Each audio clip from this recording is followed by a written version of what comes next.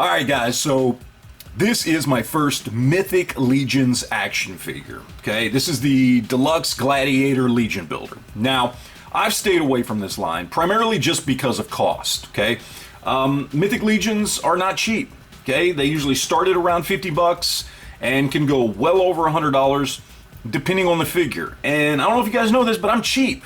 So it really just has not been something I've been interested in, even though I think the figures look cool and I've heard nothing but good things about them.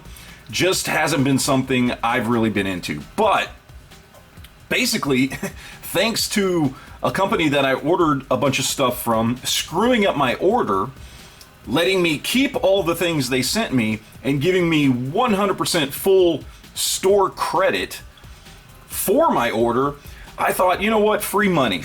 Maybe I'll pick up a few of these, and I did. I picked up 3 of them. I'll do one video for each figure. And, you know, let's see what I think of them. So that's what we're going to do. So again, we've got the Deluxe, Gladiator Legion Builder here. Got the back there where we've got all the figures in the Legion Builder wave. Now, I do believe these are the cheapest ones you can get. They run about 45 bucks a piece. So still expensive. Honestly, that's a lot of money for one figure. And again, not something I would have even picked up had it not been for the fact that I essentially got free money. So here we have them. So here's what we're going to do. We're going to crack them open and we're going to go through them and see what we think. Alright, so here we have him out of the package. Let's look at accessories real quick first. Of course, we do get a nice spear there. There's no paint or anything on it, but it is nicely sculpted. Nice long spear. Then, of course, we've got a nice sword there. Again, no paint or anything on there, but nice sculpt. Looks good. And, of course, we get a shield. Same thing again. No paint or anything. Looks good. Got the handle there on the back. Then, of course, we get some shoulder armor here, which looks really nice. Nicely sculpted. Could use a wash, but looks very nice. And then attaches with this peg right here to his back. And then lastly, we do get some armored feet there, which I like. So we get some different feet that we can put on there. I'll probably actually end up putting these on him. I kind of prefer these to the bare feet. So we get a decent amount of accessories here. Looks good. Let's take a look at the figure itself.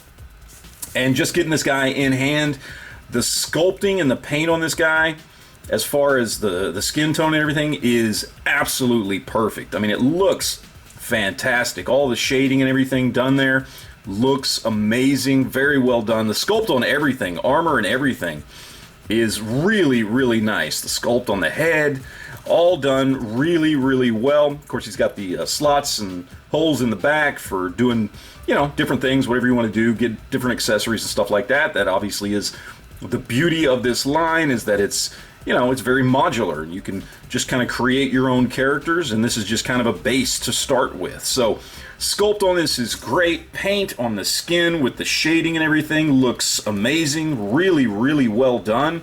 They did a fantastic job. The only thing I can say really negative, I guess, but it's not really negative, is that, all the armor pieces here on the arm, around the skirted area, the legs, and then of course the helmet could have used a nice wash. If you had done a wash on those, and that shoulder armor that I just showed would really make this thing pop. But then again, you can do that yourself. But for the price, should you have to? I don't know. We'll talk more about the price here towards the end of the video. But sculpt and paint look really good on this thing. I really do like it. Now, we'll talk about articulation here, and of course, he does go up there, so he's got that ball joint shoulder. No bicep cut there. He only has single jointed arms as far as his elbows go that come up to there. And then, of course, he does have rotation there at the wrist. His head is on a ball joint, so he gets some kind of swivel there, some up and down, some back and forth, obviously rotation, that kind of thing. No chest or torso articulation, other than we do have just rotation there at the waist, very similar to like a Masters of the Universe style figure, which I know there's a lot of similarities between Masters of the Universe and this. Then, of course, on the legs there, you can see we've got that joint there, so his legs do come out. He gets a good spread there. Oh, looking at his goodies. So we've got that single jointed knees, and they really don't come back that far. About to there. That's pretty much all you're going to get with the single jointed knees.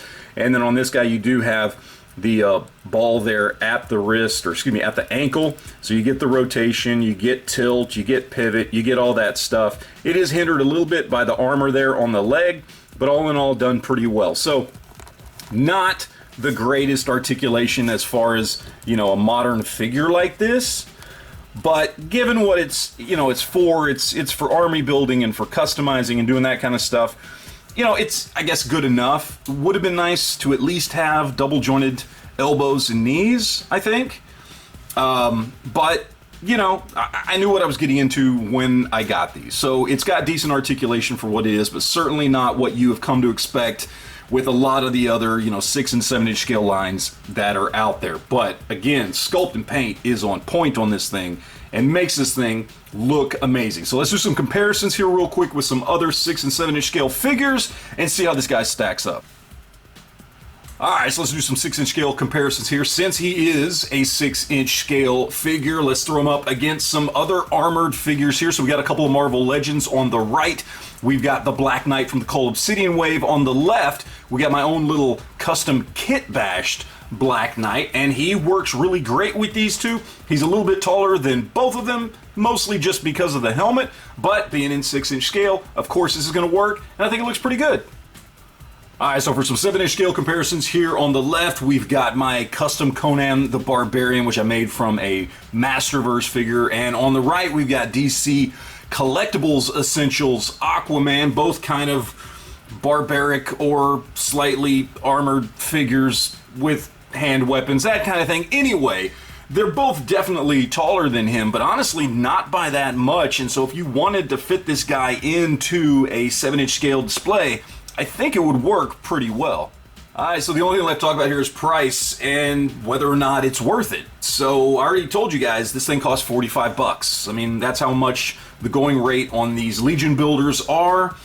And is it worth that? Well, depends on how you look at it. If you are just looking for 6 inch scale figures that are cool, honestly, no, it's not worth it. It's just not. I mean, this thing is selling for almost twice the price of a Marvel Legend or a McFarlane Toys, whether that be DC Multiverse, Spawn, or whatever. And while this is a cool figure, it's got some great paint on it, sculpt's really nice, is it worth twice the price of those others? No, I don't think so. However, if you're looking at it from the point of view of wanting to like do some cool stuff with kit bashing and customization and coming up with your own characters, it's pretty damn easy to do it with these figures. The way the joints and everything just come apart, pop apart, you can swap out legs and feet and hands and upper arms and lower arms and swap out one torso to another lower, heads, all kinds of stuff. Sure, kit bashing has become a thing, and it can be fairly easy to do with just about any figure, but these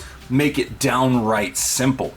So from that point of view of being able to like do some custom stuff without having to worry about popping pins and doing a lot of other things like that, then from that point of view, yes, it is worth it. You're paying a premium for it, but you're getting a feature that you're not getting with other figures, and that's pretty cool. So, you know, it depends on what you're doing with your collection and how you're collecting and what you want to get out of this figure as far as whether or not it's worth it. Look, I'm glad I have it. But again, I'm biased because, as I said at the beginning of the video, I basically got this guy for free.